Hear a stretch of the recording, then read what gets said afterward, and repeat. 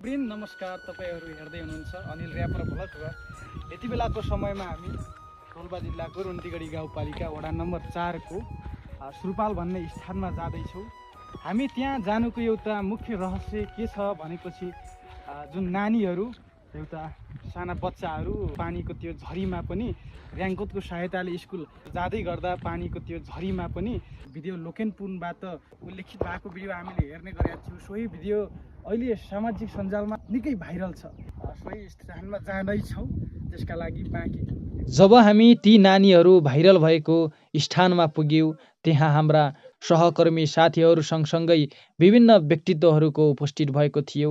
तसर्थ हाम्रो क्यामेराले पनि त्यतै ध्यान आकर्षण गर्यो र हाम्रो क्यामेराको फोकस त्यतै पर्यो। लोकेसन चाहिँ के छ भने दिदीलाई छोड्न आएको रे के त्यो दिन होइन, म दिदीलाई छोड्दिनँ, ठिक छ यति नजिकै त हो भनेर यदि नआएको भए त सम्भवतः त्यस्तो खालको एउटा भेट पनि हुने त्यहाँदेखि पानी पनि परेको थियो, अलिकति सामान पनि थियो।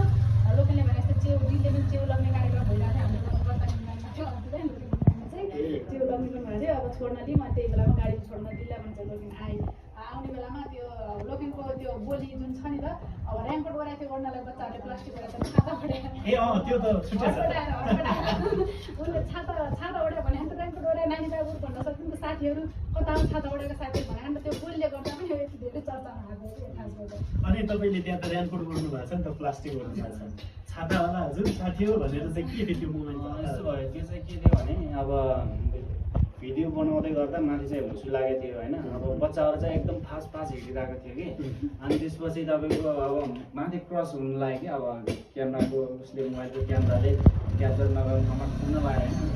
अब के अब साथीहरू भने होइन, तिनीहरू उनीहरूले चाहिँ अब हेरेन। अब उनीहरूलाई चाहिँ अब जस्तो प्लास्टिक ओढेको तिनीहरूले प्लास्टिक ओढेको साथीहरू भनेपछि हेर्छ कि भनेर मैले चाहिँ त्यो भन्न खोजेको। तर उनीहरू क्रस हुन लाग्यो अनि मेरो दिमागमा चाहिँ त्यो प्लास्टिक भन्ने आएन कि। अनि त्यो छाता ओढेको साथीहरू भनेको बोलेन है उनीहरू चाहिँ, तर सुन्न चाहिँ सुने रहेछ। सुनेर चाहिँ तर उनीहरूलाई सिधै विद्यालय जानु कति बजी आएको थियो त्यति बेला याद छ? 10 बजे लाग्यो।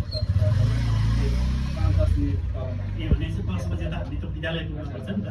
हटाउनु दिनु।